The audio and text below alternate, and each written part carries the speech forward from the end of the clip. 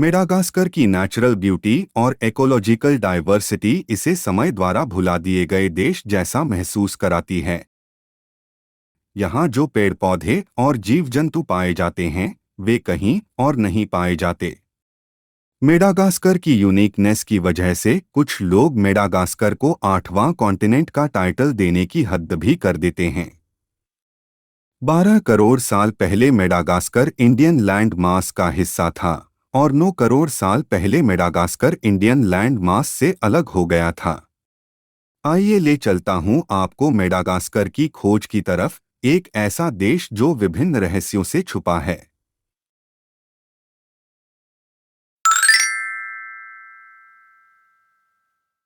Madagascar एक island country है और दुनिया का चौथा सबसे बड़ा आइलैंड है, जो कि मोजाम्बिक देश की तरफ अफ्रीकी कॉन्टिनेंट के साउथ ईस्टर्न कोस्ट के पास स्थित है।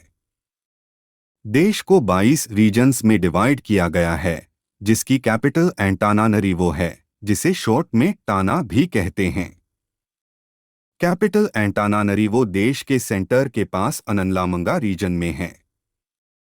राजधानी के बाद बड़े शहर हैं तोमासीना शहर, जो कि ईस्टर्न कोस्ट पर सबसे बड़ा सी पोर्ट सिटी है, और अंटसिराबे शहर, जो कि देश के सेंटर में है। सबसे बड़ा एयरपोर्ट एंटानानरीवो में इवाटो इंटरनेशनल है। इसके अलावा भी 61 और एयरपोर्ट्स हैं, मेनली सामान ट्रांसपोर्ट करने के लिए पूरे देश में। रोड कनेक्टिविटी की बात करें तो 31,640 किलोमीटर की सड़कों में से ऑफिशियल डेटा के हिसाब से सिर्फ 10% सड़कें ही अच्छी कंडीशन में हैं। सभी तरह के मौसम में ट्रैवलिंग के हिसाब से बाकी की सड़कें कच्ची और टूटी हुई हैं, और बारिश या तूफान में ट्रैवल करना और भी मुश्किल हो जाता है। मेडागास्कर सभी तरफ से समुद्र से घिरा हुआ है। मेडागास्कर की 4,800 किलोमीटर की कोस्ट लाइन है, जिसमें बहुत सारे पोर्ट्स हैं। इन सभी में से तोमासीना शहर का पोर्ट सबसे बड़ा है और एक्सपोर्ट इंपोर्ट्स का 75% काम यहीं से होता है। चलिए अब रेल कनेक्टिविटी के बारे में जानते हैं। देश में केवल 2 ही रेलवे लाइंस हैं, एक तोमासीना पोर्ट सिटी से कैपिटल एंटानानरीवो के बीच में। इस राउट की लाइन ज्यादातर कार्गो ट्रांसपोर्ट करने के लिए ही इस्तेमाल होती है, और दूसरी रेलवे लाइन फिनारंसोआ से मानाकारा के बीच में 163 किलोमीटर की लाइन, जिस पर 1 लाख से ज्यादा लोग ट्रांसपोर्ट के लिए डिपेंड करते हैं। यह ऐसे गांव को कनेक्ट करती है जहां पर रोड कनेक्टिविटी नहीं है। क्षमा करें अगर ये फैक्ट्स आपको बोरिंग और टेक्निकल लग रहे हैं, तो असल में मुझे देश के काम करने का तरीका बताना पसंद है, ऐसी बातें बताना जिनसे हम रिलेट कर सकें। चलिए अब सिटीज के अलावा बाकी इंटरेस्टिंग लोकेशंस की बातें बताता हूं जहां पर टूरिस्ट जाना पसंद करते हैं। देश के चारों तरफ छोटे छोटे टापू हैं। वेस्टर्न कोस्ट की तरफ मेडागास्कर का एक बहुत ही फेमस टापू नोजी बे है। यह देश का सबसे बड़ा टूरिस्ट स्पॉट है। इसके अलावा भी कुछ छोटे छोटे आइलैंड्स हैं मेडागास्कर के पास, जिन्हें लेकर के ओनरशिप डिस्प्यूट्स हैं फ्रांस के साथ, जैसे कि Europa island, Bassas da India island, वांडीनोवा आइलैंड, द ग्लोरियस आइलैंड्स, एलवाइस आइलैंड और फाइनली ट्रोमलिन आइलैंड। मेडागास्कर को फ्रांस से इंडिपेंडेंस 26 जून 1960 को मिल गई थी, पर इन आइलैंड्स को लेकर डिस्प्यूट्स आज भी चल रहे हैं। और इंटरेस्टिंग जगह में है सेंट मेरी नाम का एक छोटा सा आइलैंड, जिस पर माना जाता है कि 1000 पायरेट्स यानी कि समुद्री डाकू रहते थे। 17वीं और 18वीं सेंचुरी में यहाँ पर एक पायरेट सेमेट्री यानी कि समुद्री डाकुओं का शमशान घाट भी है, जिसे देखने के लिए बहुत से टूरिस्ट जाते हैं। पायरेट्स के ऊपर निर्धारित कहानियों में इस टापू को लिबर्टालिया बुलाया गया है। अम्बोहिमंगा गेट, ये अम्बोहिमंगा शहर के बाहर एक बड़े से गोल पत्थर का गेट था, जिसका वजन 130 किलो का है, और माना जाता है कि 20 लोग मिलकर रात में इसको गांव के दरवाजे पर खिसकाते थे। अम्बोहिमंगा का एरिया अब वर्ल्ड हेरिटेज यूनेस्को साइट्स में आता है। मॉन्यूमेंट ऑक्स मॉर्ट्स, इसे फ्रेंच ने वर्ल्ड वॉर 1 के बाद बनवाया था अपने सोल्जर्स को श्रद्धांजलि देने के लिए। द क्रॉक फार्म क्रोकोडाइल्स का एक पार्क। रोवा एंटानानरिवो मेडागास्कर का एक शाही महल जिसे 17वीं और 18वीं सेंचुरी में इमेरिना किंगडम और 19वीं सेंचुरी में मेडागास्कर के रूलर्स के घर के रूप में माना जाता था। फोर्ट मंदा 19वीं सेंचुरी के किले के खंडर। अंटसिराबे कैथेड्रल एक फ्रेंच कैथोलिक चर्च जो कि 1908 में बना था। विंडसर कैसल फ्रेंच किला वर्ल्ड वॉर टू के टाइम का। इसे लंदन की विंडसर कैसल से कंफ्यूज मत करिएगा। Independence Avenue French colonial era की बिल्डिंग्स जो कि अब एक मार्केट एरिया है। बॉटैनिकल गार्डन्स ऑफ सिम्बाजाजा एक बॉटैनिकल गार्डन और जू जो कि कैपिटल सिटी एंटानानरिवो में है। Lemurs park in Antananarivo. Analakely market एक स्ट्रीट मार्केट सब्जी मंडी की तरह। Musée de la Photographie de Madagascar photo museum और एग्जीबिशन सेंटर जहां पर ऐतिहासिक फोटोज को डिस्प्ले किया गया है।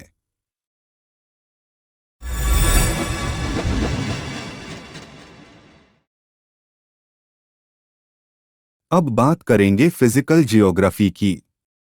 मेडागास्कर में 4 लैंडस्केप जोन्स हैं। पहला ईस्ट कोस्ट देश के राइट हैंड साइड पर, यह हिस्सा इंडियन ओशन की तरफ है। इंडियन ओशन में बनने वाले बारिश वाले बादल अपना बहुत सारा मॉइस्चर ईस्टर्न कोस्ट पर छोड़ देते हैं और ये रीजन अक्सर बारिश से गीला रहता है। दूसरा रीजन है सेंट्रल हाईलैंड्स जिन्हें की जाराटानाना मासिफ के नाम से भी जाना जाता है। यहाँ पर पहाड़ियाँ और शिखर हैं।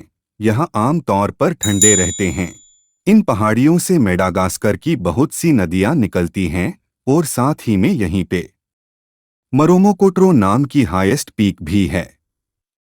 मेडागास्कर की वेस्टर्न और सदर्न साइड सेंट्रल हाईलैंड्स की पहाड़ियों की परछाई में ही रहती है और यहाँ पर मौसम सूखा ही रहता है, जिसकी वजह से यहाँ पर रेगिस्तान में पाए जाने वाले डिसिडियस जंगल और पेड़ पौधे हैं। मेडागास्कर एक आइलैंड है जहां पानी एक महत्वपूर्ण संसाधन और एक बहुमूल्य वस्तु है, क्योंकि यहाँ पर बहुत से लोग एग्रीकल्चर पर निर्भर करते हैं और सिंचाई के लिए भी पानी बहुत आवश्यक है। यहाँ पर 50 से ज्यादा नदियां हैं। कुछ नदियां बहुत ही छोटी हैं जिनमें बोट नहीं चल सकती और कुछ नदियां बड़ी हैं। मंगोकी को मेडागास्कर की सबसे लंबी नदी माना जाता है। बेटसीबोका नदी अपने लाल रंग के लिए जानी जाती है, यह जो सेडिमेंट्स और लाल और संतरी रंग की सिल्ट बहाकर लाती है जिससे लाल रंग दिखाई देता है। सबसे बड़ी लेक है अलाउत्रा जो कि 900 स्क्वायर किलोमीटर के एरिया में फैली हुई है। इसके आसपास के गांव के किसान इस पर चावल की खेती के लिए निर्भर करते हैं।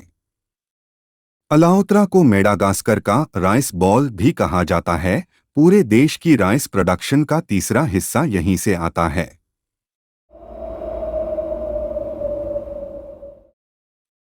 कुछ लोग मेडागास्कर को 8वां कॉन्टिनेंट का टाइटल देने की हद भी कर देते हैं। आइए उन फैक्ट्स का पता लगाएं जो मेडागास्कर को इतना अनोखा बनाते हैं। शुरुआत करते हैं मेडागास्कर के पृथ्वी पर निर्माण से।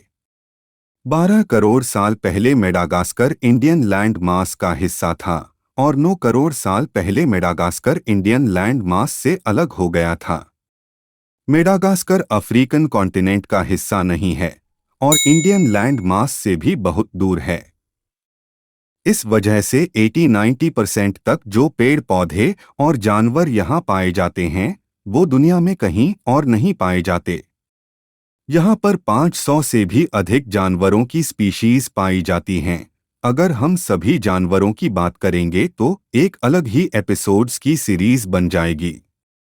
इन्हीं सब में सबसे फेमस है, मेरा फेवरेट है लीमर। यह छोटे बंदर जैसे होते हैं और इनकी पूंछ काफी लंबी और फरी होती है। लीमर की भी 100 से ज्यादा स्पीशीज पाई जाती हैं मेडागास्कर में, जैसे कि लंबे नाखून वाला aye lemur, black and white ruffed lemur, नीली आंखों वाला काला lemur, brown mouse lemur, crowned lemur, golden bamboo lemur. बाकी आप स्क्रीन पर फोटोज में देख सकते हैं। अगर आप जूलॉजी में इंटरेस्ट रखते हैं तो मैं डिस्क्रिप्शन में लिंक शेयर कर दूंगा, जहां आप और जानवरों की स्पीशीज भी देख सकते हैं जो कि मेडागास्कर में पाई जाती हैं। यहाँ का लैंड सरफेस भी सबसे अलग है, जैसे कि जिंगी डी रेम्हरा स्टोन फॉरेस्ट, जिसमें सुई जैसे नुकीले लाइमस्टोन की खड़ी चट्टानें हैं। मेडागास्कर के पश्चिमी भाग में पाया जाने वाला एवेन्यू ऑफ द बाओबैब्स, बाओबाब नाम के ऊंचे और मोटे पेड़ जो कि सिर्फ यहीं पर पाए जाते हैं। इनमें से बहुत से पेड़ 800 साल से भी ज्यादा पुराने हैं, जो कि 150 फीट से भी ज्यादा ऊंचे हैं। वनीला का सबसे बड़ा प्रोड्यूसर मेडागास्कर है। कहा जाता है कि यहाँ की वनीला का फ्लेवर दुनिया में सबसे अच्छा है। पूरी दुनिया की करीबन 75% वनीला यहीं से आती है। आज मेडागास्कर सफायर प्रोडक्शन में भी दुनिया के लीडिंग देशों में आता है। देश भर में छोटे मोटे माइनर्स इस काम में लगे हुए हैं, जो कि ट्रेडिशनल तरीकों से फावड़े और छलनी की मदद से मिनिंग करते हैं। ज़ेबू कैटल या फिर ओम्बी मैलागासी, बड़े हम्प वाली गाय, बहुत इम्पोर्टेंट है मेडागास्कर के लोगों के जीवन में। जिसके पास जितनी ज्यादा ज़ेबू गाय होती है, उसे समाज में उतना ही ज्यादा सम्मान मिलता है, और यहाँ के ट्राइबल लोगों के रीति रिवाजों और परंपराओं में इसकी बहुत अहमियत है।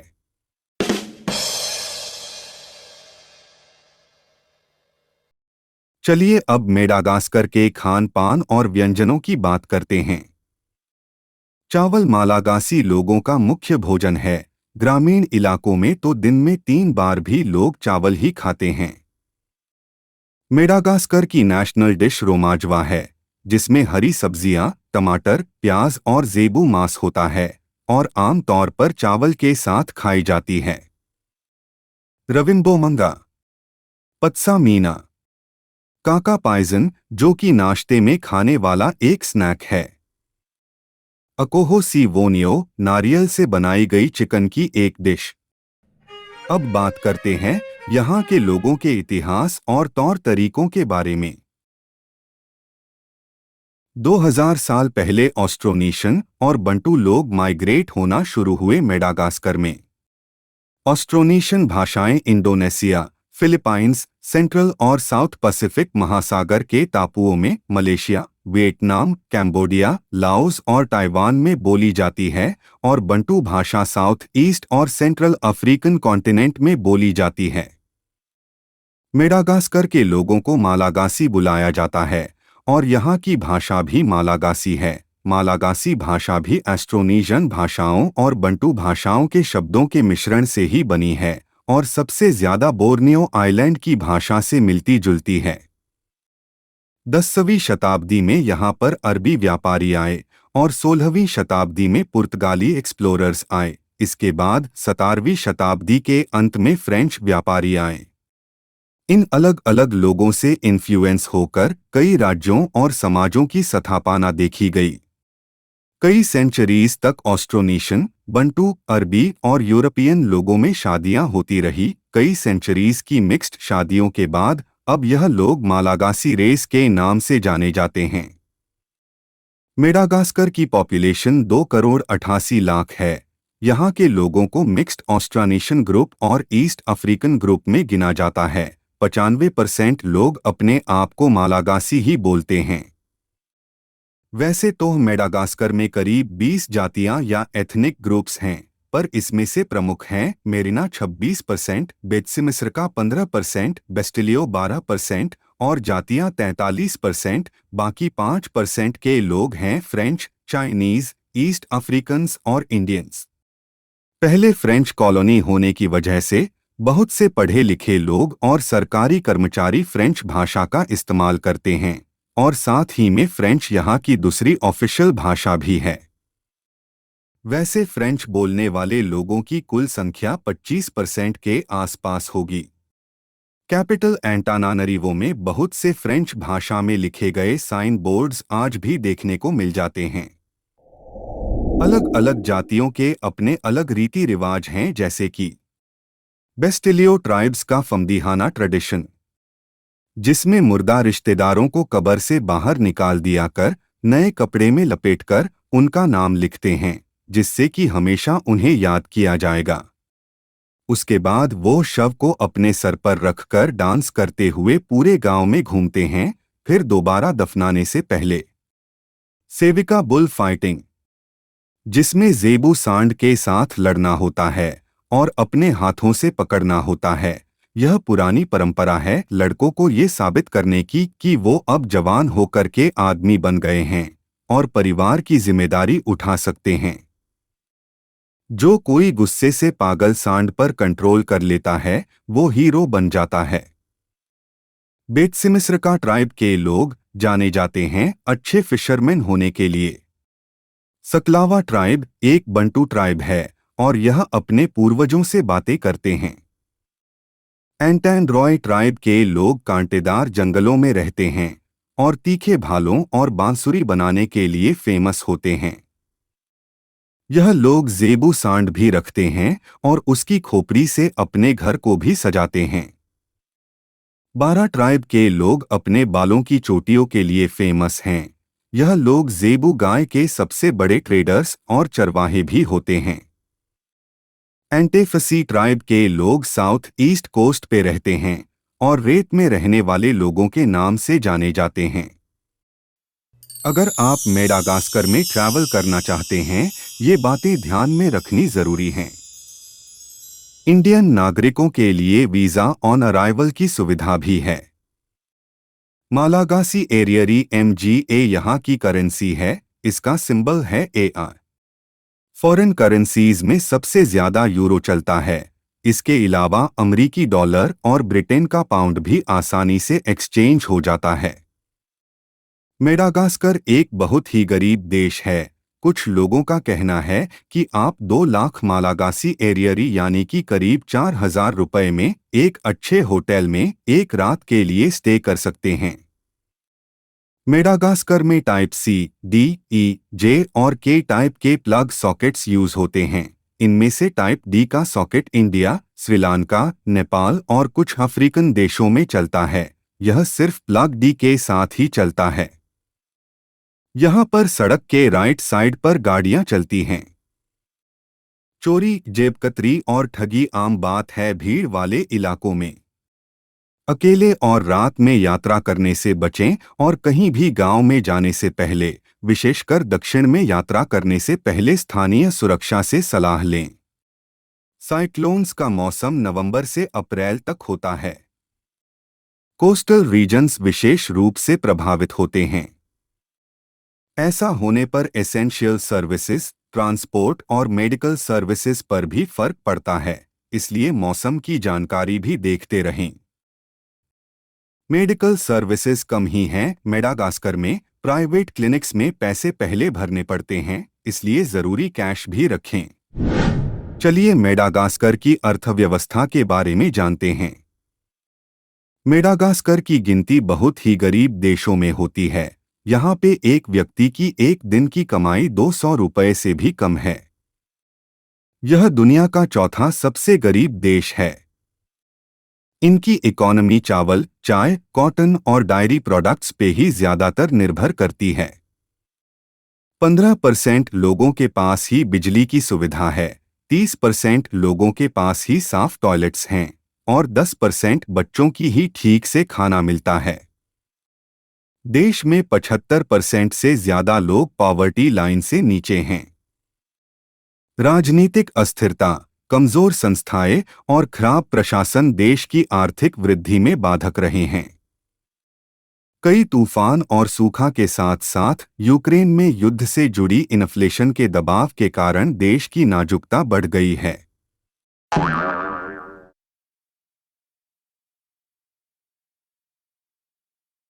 अब यह जानते हैं कि मेडागास्कर देश की किन देशों से मित्रता है।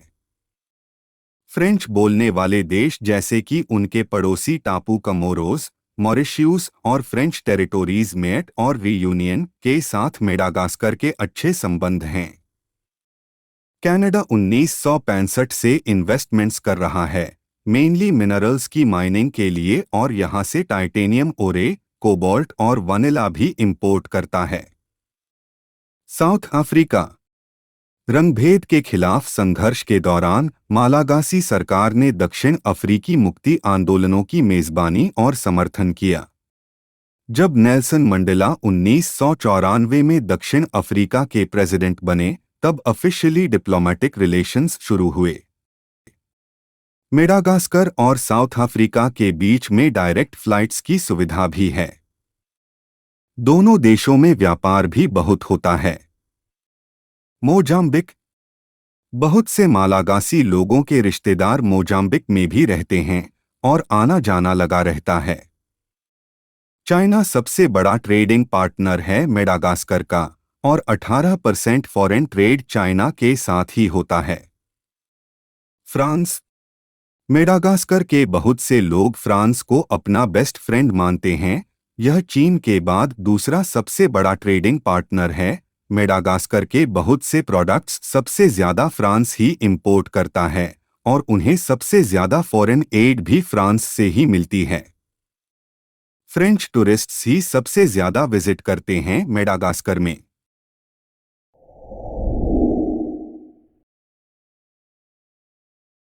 आइए जानते हैं यहाँ की पोशाक के बारे में। लांबा मेडागास्कर में रहने वाले पुरुषों और महिलाओं द्वारा पहने जाने वाला ट्रेडिशनल ड्रेस है। यह ड्रेस मालागासी संस्कृति का प्रतीक है। इस ड्रेस का कपड़ा रेक्टेंगल की शेप का होता है और इसे शरीर के चारों ओर लपेटकर ओढ़ लिया जाता है। मुर्दा लोगों को दफनाने के लिए उपयोग किए जाने वाला लांबा अक्सर रेशम और ज़ेबू गाय की खाल से बनाए जाते हैं, जबकि डेली पहनने वाले अक्सर राफिया, सुअर की खाल या फिर कॉटन से बने होते हैं। आजकल लोकल मार्केट्स में इंडिया में बना हुआ कॉटन या रेयॉन का प्रिंटेड लांबा देखने को मिल जाता है, लोकल बने हुए लांबा के अलावा। आइए जानते हैं मेडागास्कर के कुछ महत्वपूर्ण लोगों के बारे में। क्वीन रनवालोना। यह आखिरी रूलर थी मेडागास्कर की फ्रेंच कॉलोनियल शासन से पहले। गिसेले रबेसहला।